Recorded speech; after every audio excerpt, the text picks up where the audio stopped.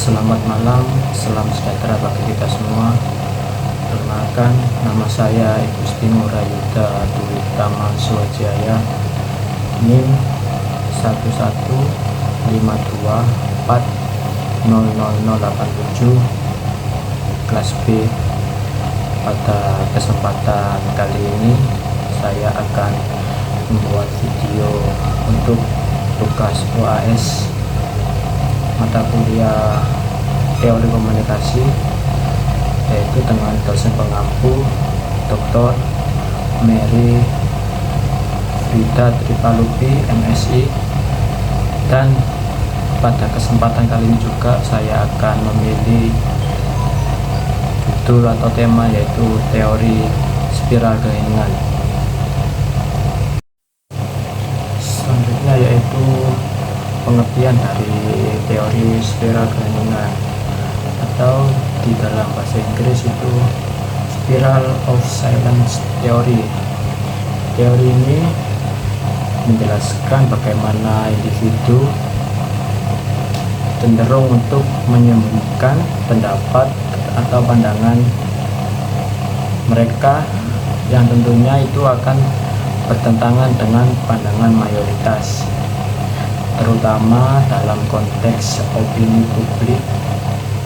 Ketika seseorang merasa bahwa pandangannya itu tidak sesuai dengan pandangan mayoritas, ia akan lebih memilih untuk tetap diam dan tidak mengungkapkan pendapatnya, dengan harapan untuk menghindari isolasi sosial atau konflik. Selanjutnya yaitu sejarah dari teori spiral keheningan. Teori spiral keheningan pertama kali dikembangkan oleh Elizabeth Neumann pada tahun 1974, seorang ahli komunikasi asal Jerman. Ia melakukan penelitian mendalam tentang bagaimana opini publik terbentuk dan bagaimana individu berinteraksi dengan kelompok sosial mereka dalam konteks komunikasi massa. Pada zaman itu banyak sekali teori komunikasi yang sudah ditemukan, namun semua teori itu lebih berfokus kepada peran media sebagai pembentuk opini publik. Namun Neumann ini berpendapat bahwa opini publik juga sangat berpengaruh oleh bagaimana individu menginterpretasikan dan merespon lingkungan sosial mereka. Maka dari itu, individu akan cenderung untuk tidak mengungkapkan pendapat saat dirinya berada di kelompok sosial. Dalam penelitian ini, Neumann mengemukakan bahwa individu akan cenderung menghindari konflik dengan kelompok sosial mereka dan akan lebih memilih untuk mengikuti opini masyarakat atau mayoritas, meskipun mereka mungkin memilih pandangan atau memiliki pendapat yang berbeda. Oke, selanjutnya yaitu konsep utama dari teori spiral keheningan. Yang pertama yaitu opini mayoritas dan minoritas. Opini mayoritas merujuk pada pandangan yang dianggap lebih umum atau lebih banyak dipegang oleh sebagian besar orang. Kalau pandangan opini minoritas itu adalah pandangan yang dipegang oleh individu atau sebuah kelompok yang lebih kecil, yang mungkin tidak populer atau tidak sesuai dengan sosial. Menurut teori ini, individu akan lebih cenderung untuk menyuarakan opini mereka jika mereka merasa bahwa pandangan mereka itu sesuai, sejalan atau sama dengan pandangan mayoritas. Sebaliknya, mereka akan lebih memilih untuk diam jika pandangan mereka itu dianggap tidak bertentangan dengan opini mayoritas.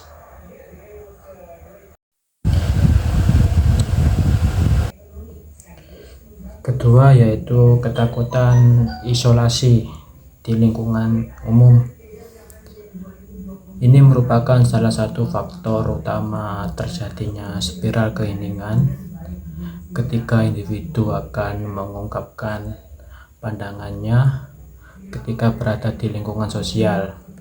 Tetapi individu itu lebih memilih untuk diam dan mereka merasa bahwa pandangannya akan tidak sejalan dengan pandangan mayoritas dan mereka akan merasa dijauhi dan dikucilkan oleh kelompok sosial itu. Ketakutan ini berasal dari kebutuhan manusia untuk diterima dalam masyarakat dan menghindari rasa kesepian atau penolakan sosial.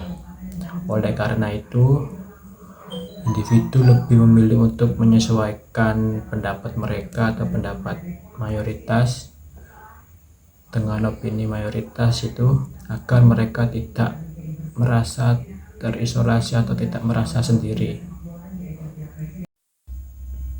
Ketiga yaitu pengaruh media massa.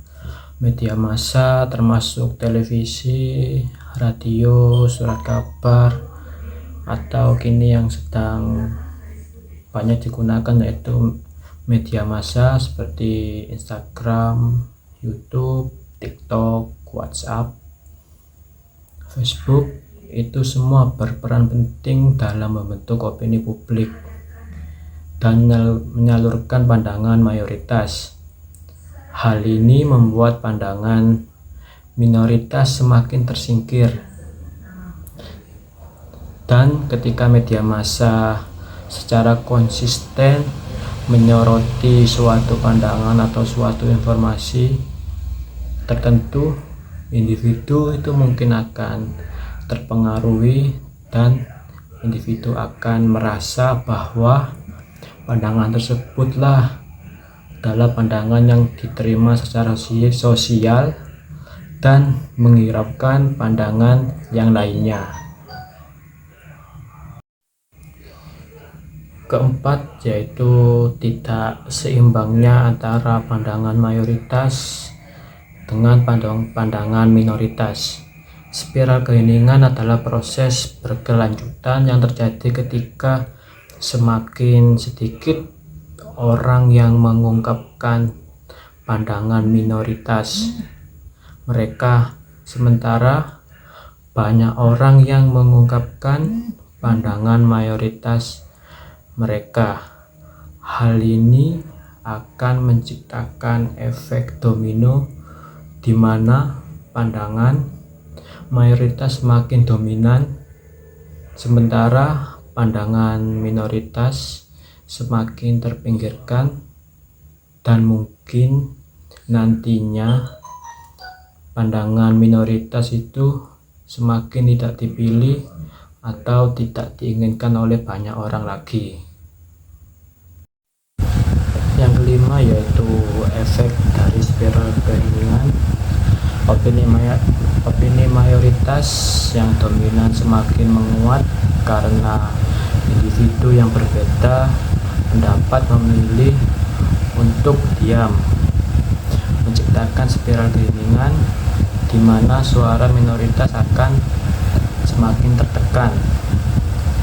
Pertama itu efeknya seperti takut nantinya akan dikucilkan ketika kelompok atau suatu ruang publik itu menyadari bahwa individu tersebut mempunyai pendapat yang berbeda. Kedua yaitu takut akan tindakan balasan atau isolasi yang lebih ekstrim, dalam arti bahwa menyarankan pendapat tersebut dapat mengakibatkan konsekuensi yang negatif, seperti contoh yaitu sebuah ancaman gitu. Selanjutnya yaitu agar teori ini itu masuk akal, teori ini bergantung pada gagasan bahwa dalam suatu tertentu kita semua memiliki semacam cara instruktif untuk mengetahui apa pendapat yang berlaku. Spiral giningan tersebut tercipta akan diperkuat ketika seseorang dalam opini mayoritas yang dipersepsikan berbicara dengan percaya diri untuk mendukung opini mayoritas, sehingga opini mayoritas mulai semakin tidak nyaman dan akan mulai menjauh dari lingkungan tersebut, dan mereka akan mengalami ketakutan dan mereka akan mengalami sebuah ketakutan. Efek spiral ini akan dialami sedemikian rupa karena ini mengaktifkan spiral ke bawah, di mana ketakutan terus-menerus terbentuk dalam diri kita pemegang opini minoritas. Oleh karena itu, opini minoritas tidak pernah disarankan atau tidak pernah digunakan oleh banyak orang di suatu lingkungan sosial. Oke, selanjutnya yaitu media untuk menyampaikan penerapan teori ini dalam kehidupan sehari-hari. Yang pertama yaitu media sosial beserta efeknya. Jadi di era sekarang media sosial itu berperan penting untuk menyalurkan opini mayoritas. Pengguna media sosial yang merasa bahwa pandangannya itu berbeda dari mayoritas mungkin memilih untuk tidak mengungkapkan pendapatnya, karena fenomena ini terlihat jelas di berbagai topik kontroversial seperti politik, perubahan iklim, atau hak-hak asasi manusia.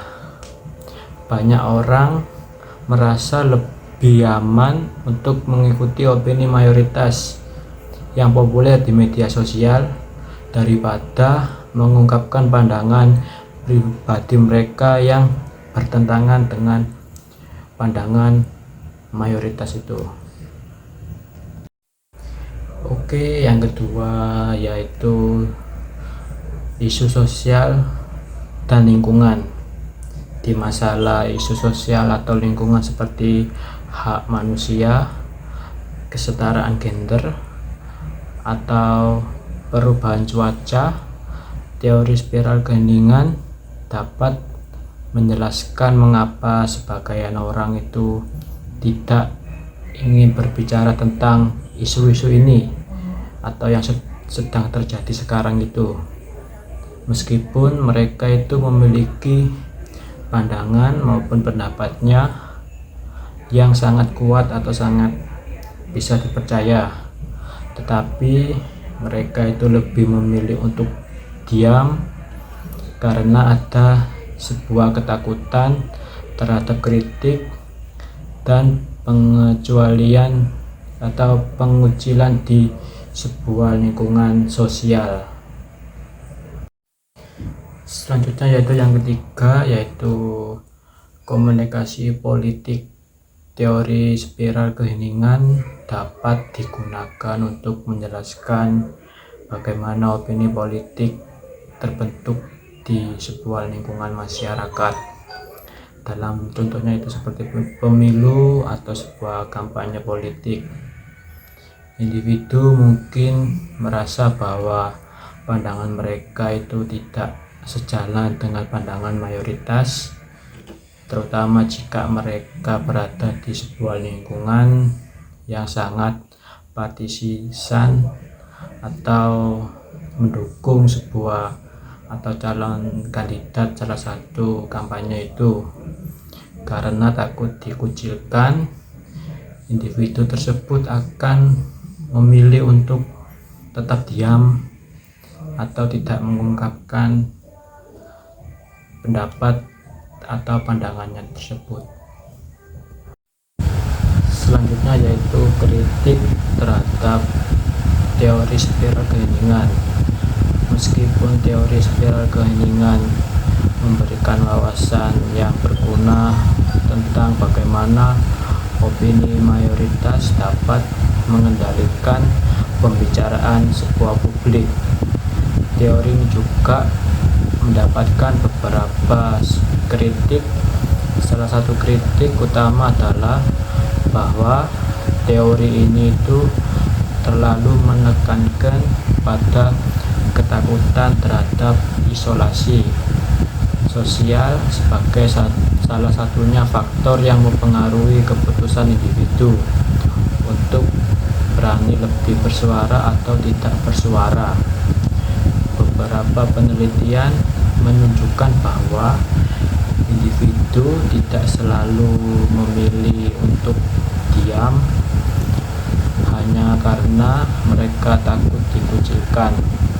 Banyak faktor lain seperti keyakinan pribadi, tingkat pengetahuan, dan kepercayaan pada media atau sumber informasi tertentu juga dapat mempengaruhi apakah seseorang itu merasa perlu untuk membuktikan atau mengungkapkan pendapat dan pandangannya ketika mereka berada di suatu lingkungan sosial yang sama.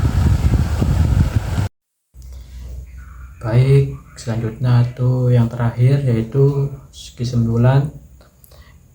Teori spiral keheningan memberikan pemahaman yang penting tentang bagaimana opini mayoritas itu sangat-sangat berpengaruh dan dapat mempengaruhi perilaku individu dalam sebuah masyarakat.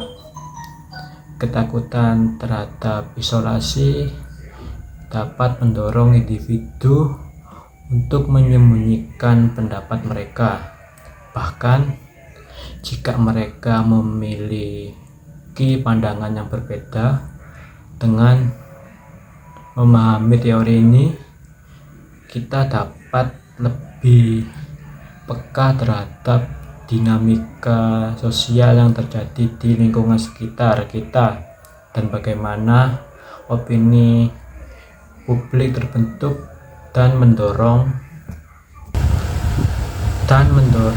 kepada individu untuk lebih berani lagi untuk mengungkapkan pendapat atau pandangannya itu ketika dirinya berada di suatu ruang publik. Baik, itu saja yang bisa saya sampaikan tentang teori spiral keheningan. Mohon maaf jika ada salah kata ketika saya mempresentasikan atau membuat video ini. Terima kasih.